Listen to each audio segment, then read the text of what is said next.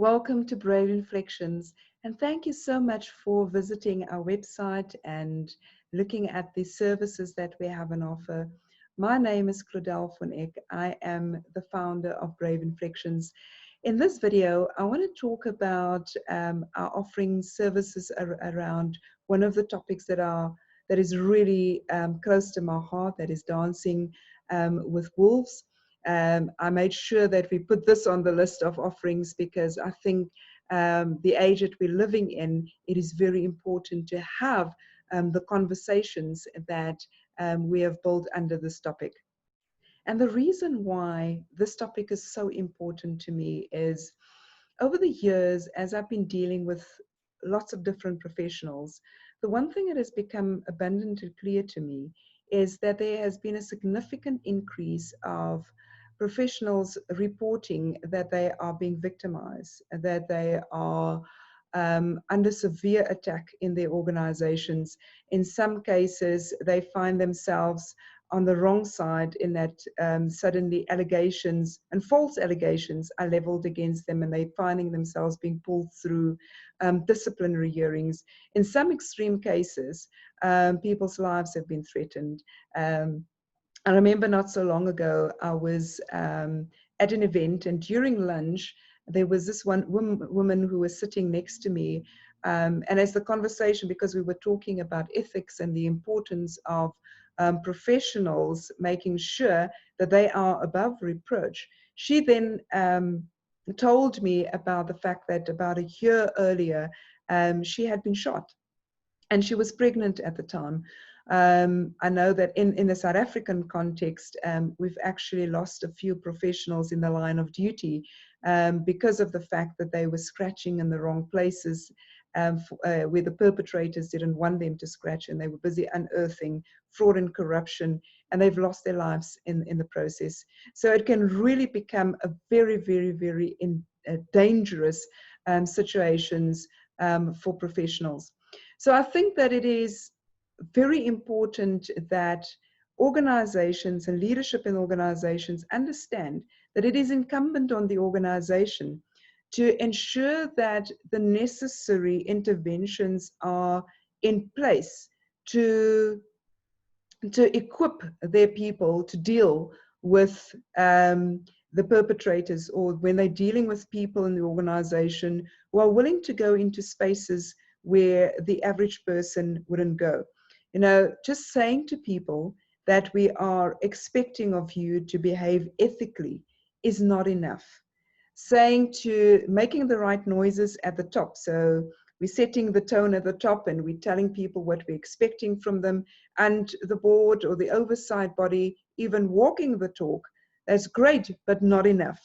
We need to be able to ensure that we equip our staff to be ethical, but also equip them to deal with situations when they encounter people who are unethical or behaving unethically, and especially when those people are of the dangerous kind. You know, so if they're dealing with a psychopath, for example, how do you deal with that? Yeah? So we've got to make sure that we do equip our people.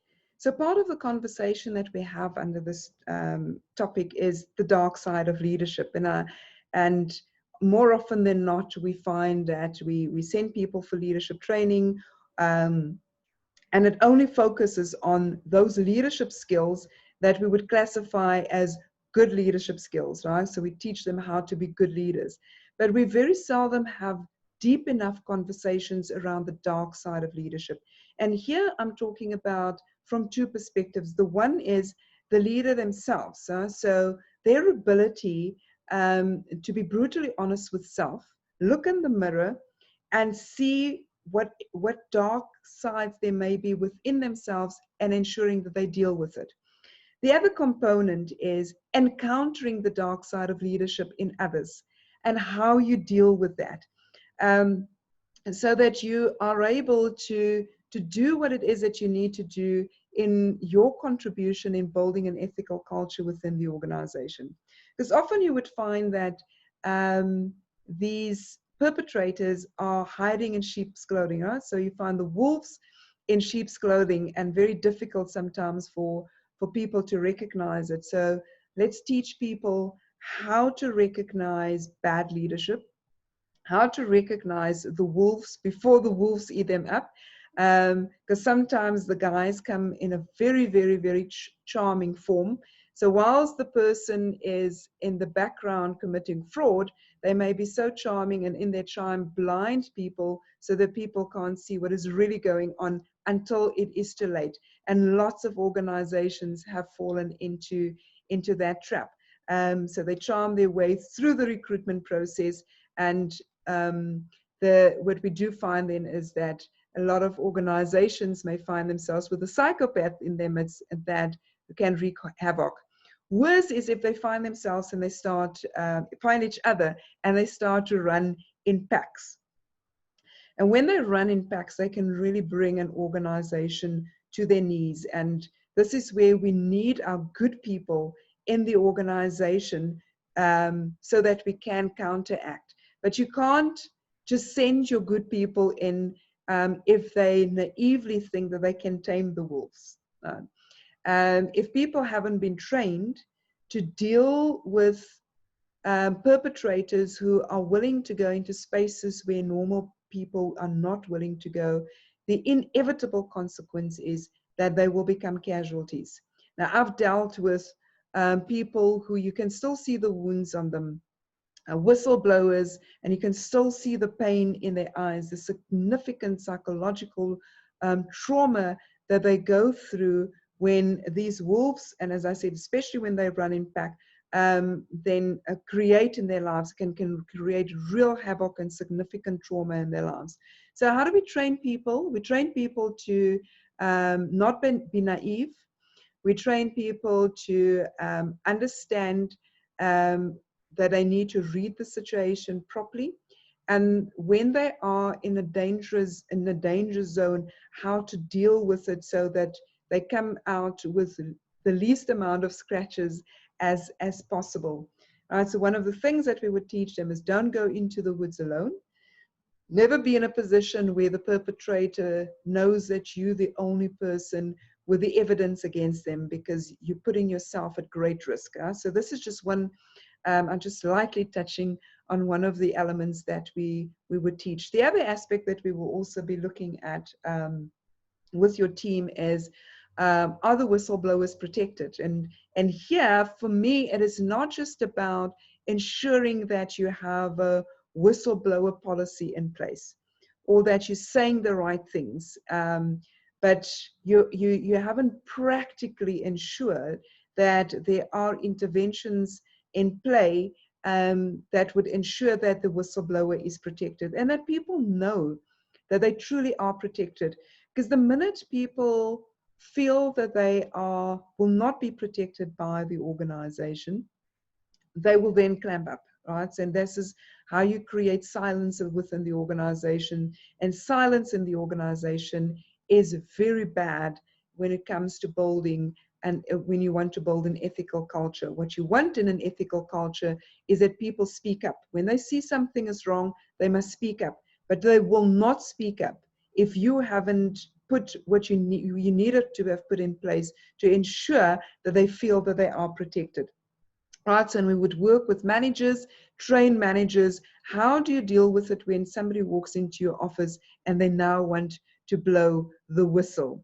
Are you in a position to ensure that they are not exposed to the perpetrator, and you actually then may have just signed the death sentence for them? So it's important that leaders, managers know what to do, and ensuring that the wolves get weeded out of the organization, but that the casualties within the organization is minimized as much as possible. So, as I said earlier on, this could be either a keynote, it could be a workshop, or it could be a training course, depending on how deep you want to go. The other component to it that that would tie to this is, in terms of building an ethical culture, an assessment that can be done within the organization. And to give you a sense of where you're at, how comfortable people are in speaking up. When you bring in an outsider to have that conversation with them and they feel safe in that environment, it's easier to get the truth out, because people are not always going to tell you when they don't feel comfortable to speak up. They will just say that they don't know anything. The other component that we also deal with under this umbrella is whistleblower support. And this is where the organization can put its money where its mouth is. Organizations, leaders tend to underestimate what it is that whistleblowers go through, the significant trauma that they go through, the emotional stress that they go through. So firstly, in the process of making the decision to speak up, having to deal with the fear of being ostracized, having to deal with the fear of there being backlash, being victimized, and then the whole process of just speaking up and going through the process and watching somebody losing their job because of the fact that they've spoken up. That can all create a significant amount of emotional trauma, psychological trauma for the individual. And it would be good for an organization to consider placing somebody next to the whistleblower, walking that path with them, right? So very similar to an executive coach, but walk with them throughout the process to make sure that they remain strong, and then also to give them that emotional support. And if afterwards they're still having to deal with the trauma, being able to refer them to a psychologist if needed. If the organization puts these measures in place, it signals to the staff in the organization that the organization takes it very seriously, takes ethics very seriously within the organization, but would protect whistleblowers, but also support them. So I hope that gives you a little bit of insight, and that helps you to think a little more about it. If you want to have a deeper conversation in terms of how we can assist you, please don't hesitate to contact us.